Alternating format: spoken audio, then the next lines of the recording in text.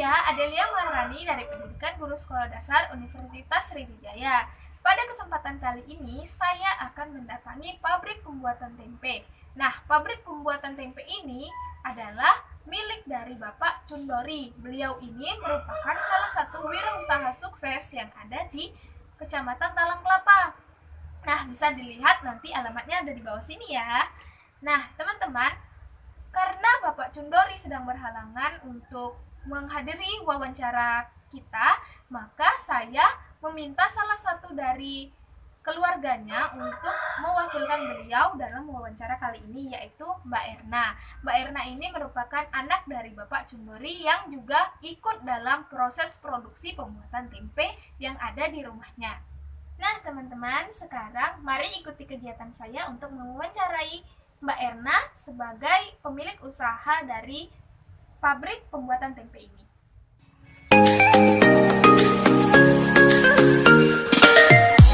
Nah, baiklah teman-teman, kali ini saya sudah berada di samping Mbak yang punya perusahaan ini ya Mbak, pabrik ini ya. Nah, saya ingin bertanya-tanya nih Mbak, perkenalkan dulu, saya Adelia Maharani dari Universitas Sriwijaya. Tujuan saya ke sini untuk mengetahui beberapa informasi mengenai pabrik tempe ini. Terus, saya mulai bertanya ya Mbak. Boleh. Nah, bagaimana sih awal mula ide untuk merintis usaha ini bagaimana Mbak? Kalau ide tuh bermuncul ya dari kita kan, kalau ekonomi kan pasti dari usaha ya. Nah, usaha tuh kan kalau misalkan untuk terus itu pasti makanan. Nah, kalau makanan tuh pasti kalau misalkan usaha tempe itu kan pasti maju gitu. Jadi kalau usaha tempe tuh dari ini sih, dari orang tua kayak gitu. Oh, meneruskan ya Mbak ya. Nah, dulu waktu merintis ini ada nggak sih Mbak kesulitan-kesulitan? Pasti kalau misalkan soal kesulitan, soal sekarang kan, dulu kan tempe kan belum ini ya, belum banyak yang bikin, terus belum banyak usaha. Cuman kalau yang sekarang itu sudah banyak. Jadi kalau kesulitan tuh mungkin dari ininya itu banyak yang jual juga.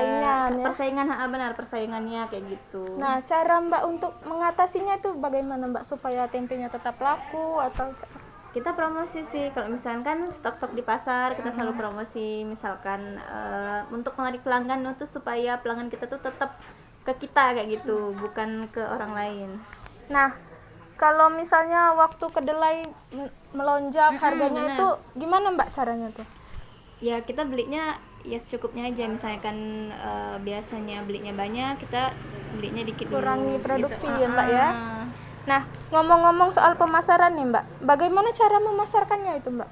Memasarkannya, alhamdulillah tuh kalau di pasar kan masih ada orang ke pasar, cuman nggak terlalu banyak kan, kadang kita stoknya dikit tadi, kata aku. Jadi misalkan kita belinya dikit ya ini Sedikit jadi sedikit. Apakah ada mitra atau kerjasama dengan orang-orang yang lain untuk memasarkannya itu Mbak? Nggak ada sih. Nggak ada ya Mbak, pemasaran sendiri ya. Nah, terus ini kan pabriknya lumayan besar nih Mbak ya, pasti kan punya karyawan. Nah, berapa Mbak jumlah karyawannya? Jumlah karyawan 2, cuman nggak terlalu banyak. Oh, mungkin dibantu oleh keluarga ya Mbak ya. Nah, kemudian omsetnya Mbak, pendapatan mungkin per minggu atau per bulan? Nah, itu nggak tentu ya, Tergantung. kadang kalau misalnya per minggu biasanya kadang 80% jadi 60%. Ya, gitu. apalagi kalau pandemi ngaruh nggak Mbak? Ngaruh Ngaruh ya? banget pandemi. Apalagi kalau misalkan cuaca juga ngaruh, hujan, terus tuh misalkan soal tanggal kan, misalnya tanggal muda banyak, ataupun misalkan tanggal tua ya sedikit kayak gitulah, sesuai inian pasar. Nah Mbak, yang terakhir nih, pertanyaan yang terakhir, boleh. adakah tips and trick untuk pebisnis pemula seperti mahasiswa yang ingin membuka wirausaha yang lain supaya berhasil kayak gitu? Sekarang kan sistem teknologi ya. Iya. Zaman sekarang tuh zaman modern, jadi lebih canggih, lebih cara memasarkan barang ataupun produksi barang itu lebih enak sekarang. Karena apa? Bisa lewat online, soal sosial media kayak Facebook atau Instagram kan sekarang lebih kenal orang kan, apalagi kalau sekarang corona. Jadi orang kan nggak harus ke pasar, selalu lewat gadget kan. Nah itu. Nah, ada nggak Mbak, kan ini kan baru produksi tempenya aja ya, tempe mentah kan. Nah, ada nggak terpikir untuk membuat mengolah tempe itu jadi makanan jadi, misalnya keripik atau Kalau itu belum ya Mbak? karena kan kalau misalkan untuk itu aja buatnya kan ini sekarang sulit kan, Sulit, orang ya. kerja juga sulit, jadi kalau itu belum terpikir kalau itu. Oh iya Mbak. Nah begitu saja ya Mbak ya, terima kasih atas waktunya. Boleh. Ya saya pamit untuk melihat proses pembuatannya, boleh Mbak? Boleh, silakan. Nah teman-teman, itulah tadi wawancara saya dengan pemilik perusahaan pabrik pembuatan tempe itu. Semoga bermanfaat untuk kalian semua dan dapat diambil hikmahnya. Intinya, proses produksi dan pemasaran serta promosi itu sangat penting dalam berwirausaha karena untuk menarik minat para pelanggan. Nah teman-teman, terima kasih atas perhatiannya. Saya akhiri. Wassalamualaikum warahmatullahi wabarakatuh.